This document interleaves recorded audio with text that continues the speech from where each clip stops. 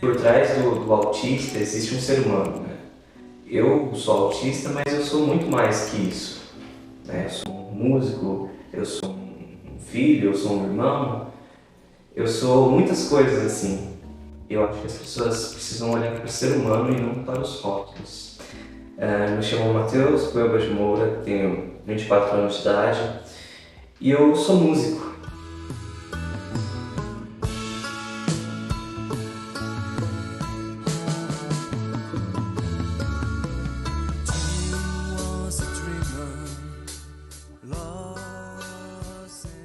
Eu estou tentando sobreviver da música e agora que as coisas estão caminhando, né? Tô conseguindo várias apresentações e tal. E além disso, né, um dado que fez diferença na minha vida é o fato de eu ser autista. E eu tive muita dificuldade, né, de aceitar isso. Mas é o que eu sou. Eu sou muito mais que um autista, eu sou principalmente um músico, né? Eu tentando sobreviver da sua arte à medida do possível. Você contou pra gente, né, que tem o diagnóstico de TEA, e eu queria entender um pouquinho melhor sobre como foi o seu processo desde o início. Bom, ele começou, eu lembro que eu tive o diagnóstico já faz uma década mais ou menos, quase, né? Vai fazer em novembro, dezembro, 11 anos. Foi quando eu tinha uns 13 anos de idade, foi num momento muito difícil assim, da minha vida. E eu não lembro exatamente como que se deu esse estalo, né, no médico e tal, para falar, Matheus é autista, né?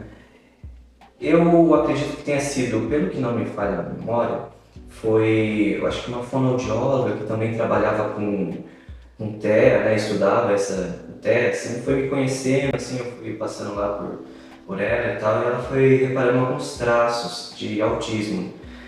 E daí aí teve aquela coisa de bateria de exames, tomografia e tal, até que realmente constatou que eu tinha autismo. Quando eu ouvi, eu sou autista, pensei, olha só, eu sou diferente de todo mundo. Eu sempre gostei de ser diferente dos outros alunos, das outras pessoas. Eu usava uma boina de velho, eu usava relógio de bolso, eu destoava de todo mundo lá da escola. Mas daí eu comecei a ver na mídia, né, as referências de autismo que tinha na época não eram muito boas, né? Era sempre aqueles extremos. Ou era aquele autista que precisava de muito suporte, que o pessoal falava que vivia num mundo paralelo, né? Que eu vi inclusive numa novela, né? Uma personagem assim. E daí tem também aquele caso do autista genial e tal, e eu nunca fui nenhum dos dois, né? Lógico, eu queria ser um gênio, né? Quem nunca, né? Não precisar estudar para passar na prova, coisa do tipo.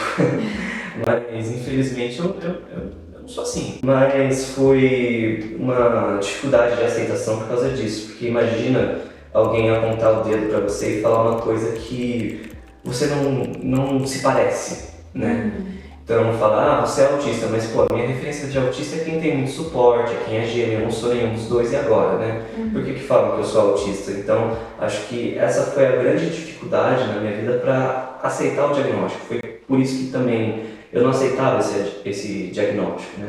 Eu demorei muito. Eu comecei a fazer terapia com 14 anos e só fui começar a discutir de autismo com 20 anos, né? Então foi um processo muito demorado porque eu sempre fui muito teimoso em relação às minhas convicções das coisas, né? Muito cabeça dura, né? Até que eu fui obrigado a falar de autismo por causa do vídeo que viralizou. E todo mundo postava nas notícias, né? Autista viraliza cantando The Who e tal.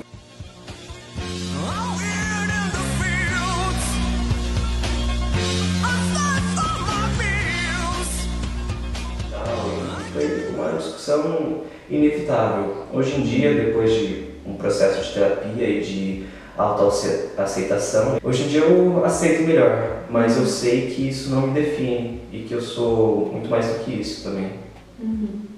Então você falou sobre esse processo também da terapia, né? Conta um pouquinho pra gente como que foi esse início da terapia. Então você teve o diagnóstico, já procurou a terapia ou demorou um tempinho? Como que foi o início dessa intervenção? Você lembra que faz um tempinho? Faz um tempinho.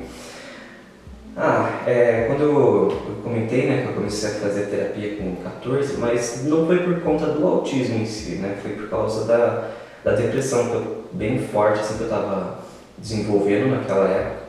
Hoje em dia, para falar a verdade, eu não gosto de ficar usando o autismo como desculpa, como muleta para algumas coisas, mas a minha depressão, ela teve muito a ver com as dificuldades de interação social que o autismo me trouxe, né? Porque eu queria ter amigos, né? Eu queria ter uma vida normal, entre aspas, né? De adolescente. Mas eu não tinha repertório, eu me sentia um alienígena, né? Deslocado de todo mundo. Isso foi me entristecendo, e isso eu fui meio que criando um casulo, uma carapaça, né? Eu culpava os jovens por serem complexos demais, né? Nunca era culpa minha, eu não tinha dificuldades. O problema era dos outros, não meu. Eu tinha essa mentalidade, né? Isso me fazia muito mal, né? Aí, por conta dessa depressão, é que eu falei pra minha mãe, pô mãe, eu acho que eu preciso de ajuda, eu preciso, né, procurar uma terapia. E foi o que aconteceu, mas era uma terapia convencional, né? Era bem diferente da ABA. Era só eu, a psicóloga do outro lado, conversando e tal. Até que passou um tempo, 2017, eu saí de uma escola super puxada, que eu fiquei tipo, quase 10 anos da minha vida estudando lá, para estudar numa escola oposta, né? Super tranquila em relação à média e tal. E eu tava com uma vontade de tentar sair do casulo de alguma forma, né? Tentar interagir, tentar enfrentar esse monstrinho, né? E aí surgiu a terapia ABA. Eu fui justamente nesse período. E foi uma loucura pra mim, porque, pô, imagina, se uma psicóloga já era difícil, imagina quatro ou cinco, né? Eu acho que foram umas 4 no começo. Isso bagunçou muito a minha cabeça. E essa coisa de externa, eu sempre fui um ermitão, né? Nunca gostei de sair de casa, nada. Aí elas falavam, vamos fazer externa. Eu, não, por favor. E até que no momento eu comecei a ceder aos poucos, né? E eu acredito que a terapia ABA me ajudou muito. Claro, para cada pessoa é de um jeito, né? Assim, mas para mim funcionou bastante. Sei que já faz um tempo então, né, que você faz a terapia ABA e hoje você consegue, assim, enxergar qual que foi o impacto da terapia na sua qualidade de vida, por exemplo? Isso me ajudou muito a enxergar, a me colocar no lugar do outro, né? Com o tempo eu aprendi a fazer isso, né? E a terapia ABA me ajudou também a prestar atenção não só a parte de dentro, mas a parte de fora também, vestimentas, higiene pessoal, a importância dessas coisas, né? Então teve muitas dessas questões. E sair, querer ou não, me ajudou a lidar com alguns ambientes externos que eram aversivos. Não que não sejam tão aversivos assim, né? Ainda são meio aversivos.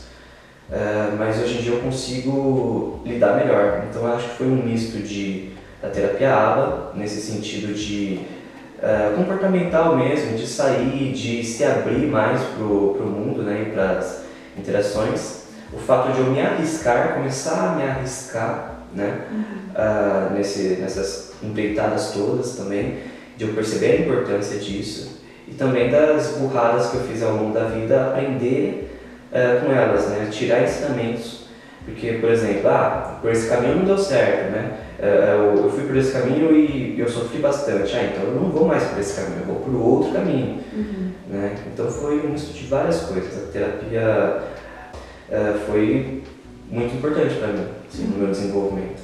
A gente falou um pouco agora da sua trajetória pessoal, né? Mas considerando que a gente está no mês de conscientização do autismo, acho que é importante a gente também falar sobre a sociedade. Se eles estão receptivos, se eles estão preparados a incluir. Então eu queria saber quais são os principais desafios para você de ser autista na sociedade atual. O que dificulta a inclusão do autista assim, na sociedade é justamente o egoísmo e a ganância das pessoas, né? Porque elas não estão preocupadas em ser humanas, né?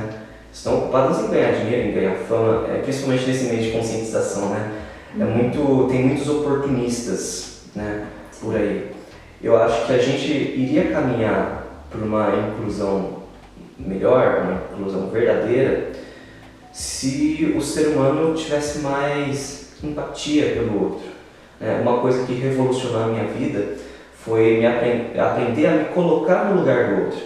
Então, será que você iria gostar se alguém te tratasse feito um alienígena, feito uma pessoa que não é um ser humano? Né? Então, são autoavaliações muito importantes a se fazer nesse meio de conscientização. Né? Porque eu acho que é por pequenas atitudes, em pequenas mudanças, em ações principalmente, que a gente vai conseguir conquistar grandes coisas. Né?